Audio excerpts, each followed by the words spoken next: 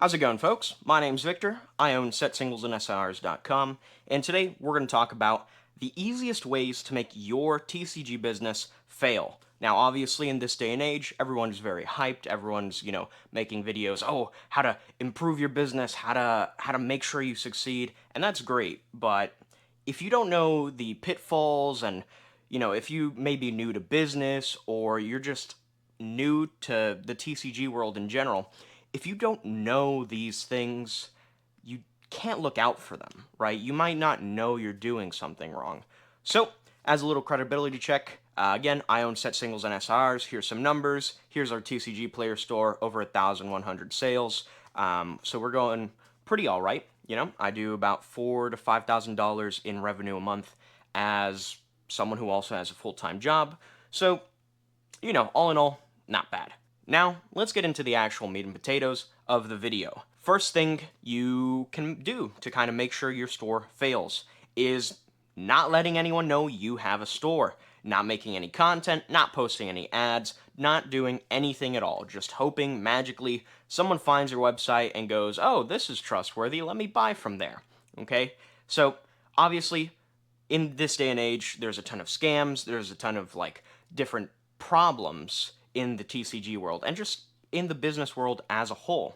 And if you don't let people know you're out there, they're not going to trust you. They're not even going to know about you. There's so many competitors, and you have to do certain things. It might suck. I mean, I spend only $10, $15 a day on ads, which isn't a lot, but it's not like nothing.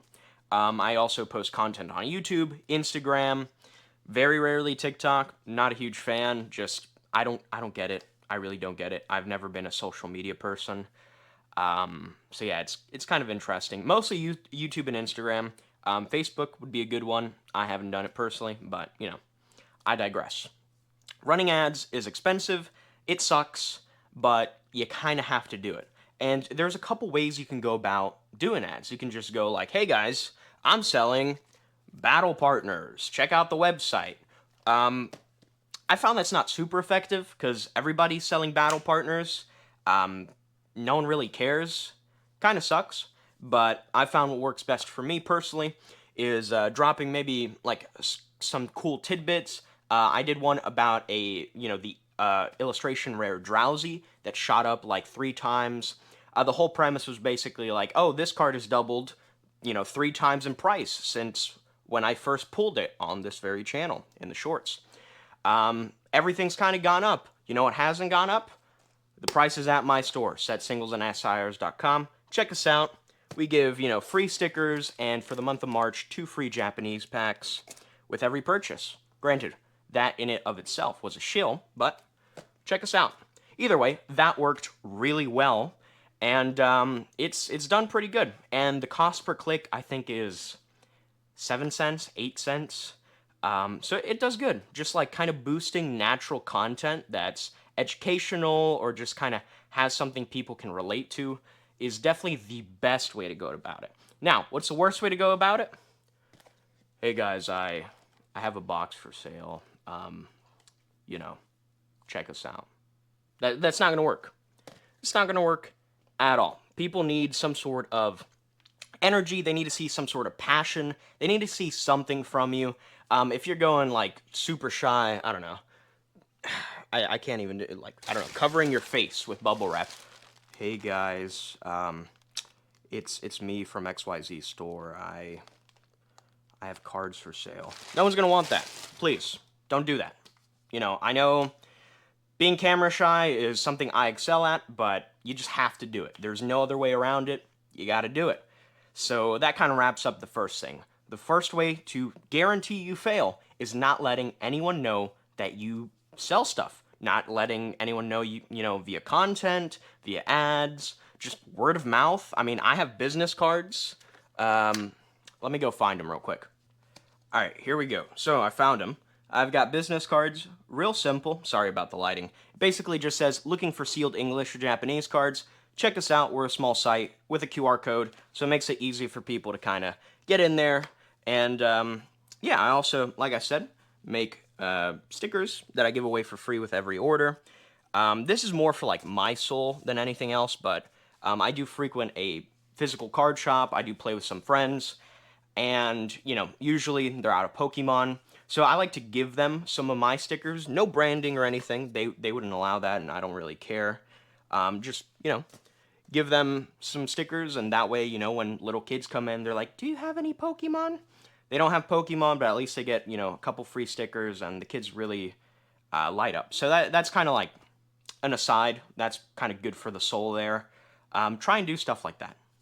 Just making people happy. That without like showing your brand, without doing anything. Just a little life lesson there. Anyway, why do you need people to know that you sell stuff? Couldn't you, go on eBay and sell on eBay or sell on TCG Player, which I do. And yes, you can, but the issue is TCG Player, eBay, they're 13.25% in fees. TCG Player also does 30 cents for every transaction. So you're really losing out on a lot of, potential, essentially.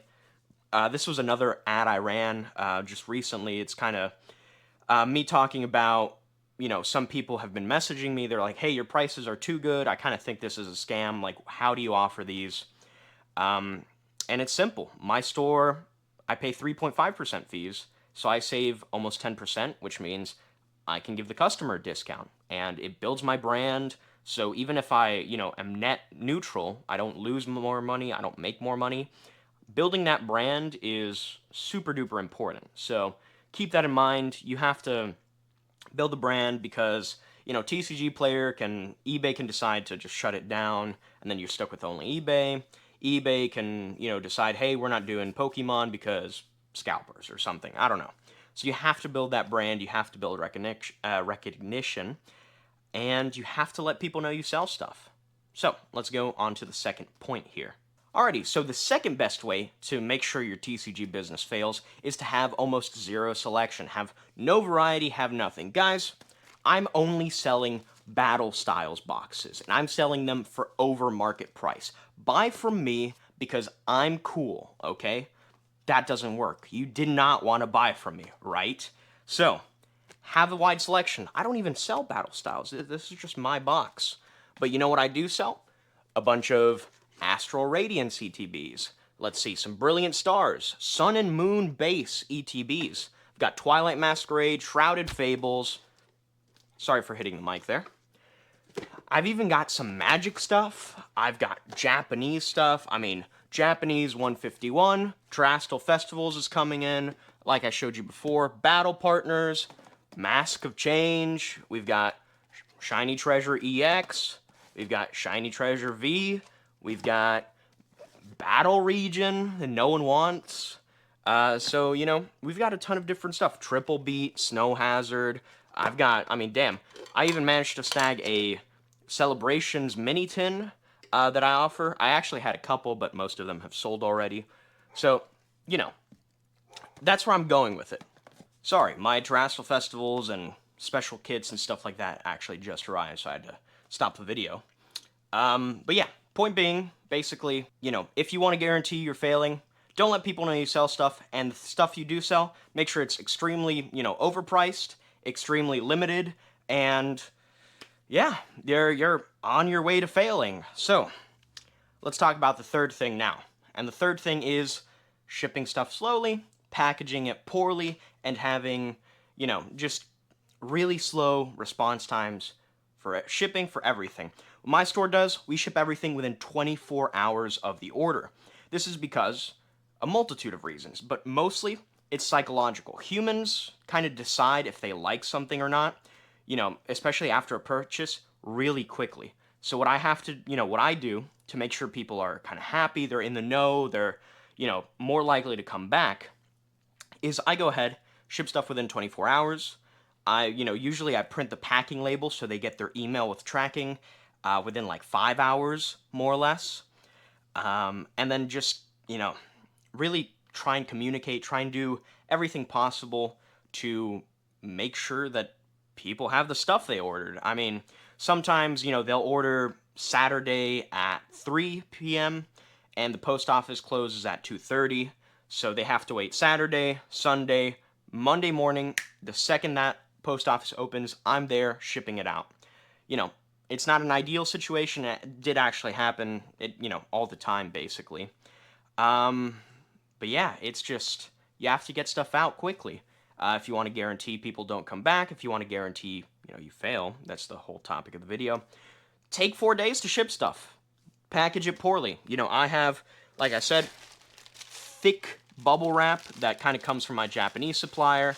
I've got a bunch of different like packaging like supplies. I have just some like parchment paper that I use for jumbling up and packing it. It's kind of the most effective way, I think. Space effective as well. This stuff, it's like 100 sheets for like 15 bucks on Amazon. I just like the white because it makes it look a little nicer, a little more professional.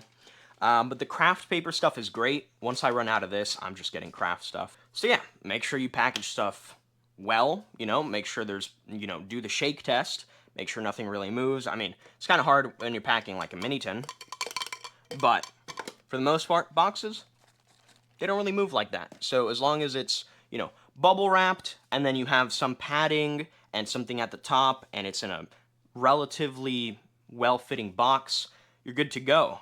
So keep that in mind. I know, especially on Whatnot and these kind of like different places, there's a lot of people who really shouldn't be conducting business because they have no clue how to do it, who are conducting business, and that leads to a lot of issues. You'll see stuff like not shipped out for a week because people are just like, I'm busy, I don't want to do it. You have to do it. People paid you money to get their stuff. Do it. It's not that hard, right? But, maybe you've never sold online before. And maybe you've never ordered online, so you don't know how frustrating it is waiting for packages. I don't know. Personally, I find it infuriating. I mean, even the 2-3 days it takes for stuff to get from Japan to here, I'm like, it's agonizing, man. But maybe that's just a me thing. I would still get it out as fast as possible, so you don't fail in your TCG business. And this applies for singles, sealed, all that sort of stuff. I mean, obviously, right now I'm mostly talking about sealed, but I do have, 4,000 or 5,000 cards listed on TCG Player, and I try and get everything out, within 2-3 days. Generally, sometimes it's a little hard because I get like 20, 40 orders a day, and it creates a little bit of a backlog just because I work and I ship and I make content. But generally, you got to get on it. You got to just do it. I've stayed up late just packaging everything. Sucks to suck. Monster's your friend there. Drink a white Monster. Just enjoy your life. Pack stuff. That's all you got to do. Get stuff in time so people are happy, so they come back. Now, the fourth best way to guarantee your business fails is not asking for reviews. Like I mentioned earlier in the video, I've got plenty of people messaging me being like, hey, your prices are kind of low, you don't have that many reviews, like, wow me, why should I order from you? And that's a very fair question, actually. I mean, there's a ton of scams, like I said. There's a lot of people who don't know business and shouldn't be doing business in business right now just because of this hype. And, technically I'm one of those people. I'm in there, not because of the hype, but because I've, just recently built enough capital to actually be able to start this. But yeah, there's a ton of new stores. Everyone's selling Japanese stuff. Less people are selling English, but still a ton of people are selling English.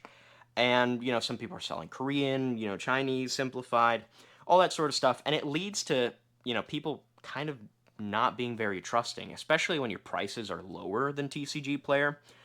So you got to have reviews. And the best way is these little cards. This is a different one. Sorry about the lighting. There you go. I don't know if you can read it or not. Sorry, my GoPro kind of has terrible quality. But yeah, it just says, thank you for your order. Had a good experience. Leave a review. And it has a little QR code. And that's another thing. You got to make sure it's easy for people to do stuff for you. So, I want them to check out the website. QR code. Boom. Scan it on your phone. There. Easy.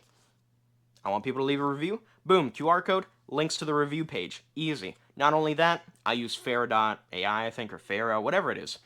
And they automatically request a review. They're like, hey, I customize it, but it basically is just like, hey, thank you for your purchase. How was everything? If there's any issues, let me know. Here's my contact. We're a small store. Please leave a review. That would be greatly appreciated. Just takes a second of your time. Here's a button. Pretty simple, pretty easy, pretty short and sweet, and that's what you want. You want to make it easy for people to actually leave you reviews and kind of build that reputation. And it's not going to come, super fast. It may never come. I mean, I've got people who are on their third, fourth order, and they're not leaving reviews. But I digress. I digress. No one's required to leave reviews. No one's required to help you. But it is definitely a nice bit of thought. And yeah, we'll kind of see how that goes. It's definitely hard to get reviews. I will say it's maybe like 1 in 10 people might leave a review, and generally it's either really happy people or really angry people. So you gotta, try and make sure everyone's happy, which won't always happen. That's just part of business. It is what it is. But yeah, like I said, fourth best way to fail is to not ask for reviews, not have any credibility, not have anything like that. I mean, even you saw at the beginning of the video, credibility check. Here's, kind of what I do, my numbers, and it's not a ton, but it lends to enough credibility that people will kind of listen, or people will kind of, be like, I'm on the fence, but I'll give it a try. I've had a lot of those where they're like, I'll give it a try, and then they spend $200. To me, that doesn't sound like a try. I've got Japanese boxes for like $45, $50, but hey, their money, and I mean, I'm not going to scam them. Obviously, I'm making content. I'm kind of being as transparent as possible, so good on them. But anyway, let's kind of in a similar vein, let's talk about the fifth easiest way to fail, and that is bad customer service. Take long to respond to emails, take long to respond to messages on TCG Player, and this applies to anything in the, kind of the business world. If people can't communicate with you, if people, you take forever to respond, people are kind of going to go, hey, this person doesn't care. Why should I trust them with my money and my time if they don't care? So you have to just, you have to do it. You have to set notifications on your phone for emails, for texts, for just everything. You have to constantly look at it, make sure you respond. Generally I try and do like 2 to 4 hours. Obviously, if I'm sleeping, that's gone down the drain, right? But generally, when I'm awake, if I see a message pop up, 2 to 4 hours, get that response in. Usually, it's nothing huge. It's just like, hey, when are you gonna have XYZ in stock? Or when are you, what's your average time to pack an order? Or, something silly, something small. It's never like, hey, I have a bomb. Like, it's nothing like that. They're not scary people. They just have questions, and they're trying to make sure, they get their money's worth. So, make their money's worth. It's not that difficult. But yeah, I think that's more or less most of the talking points. This mostly applied to like a sealed store, like I said. If you guys want Japanese stuff, English stuff, a little bit of Magic the Gathering, some free stickers, some free packs, as long as you're on the email list, 2 free packs in the month of March. Give us a check out at setsinglesandsirs.com. Just give it a look-see. I mean, you don't have to buy anything. I'm not pressuring you. I'd appreciate it, but no need. But yeah, kind of that's all I wanted to share. Just kind of a little bit of a stark difference, I guess, or phrasing it a little differently than, your average how to make $1 million on Pokemon in 2025. So, hope you guys learned something. Hope I was able to educate y'all. And I hope you have a wonderful rest of your day, y'all. Have a good one.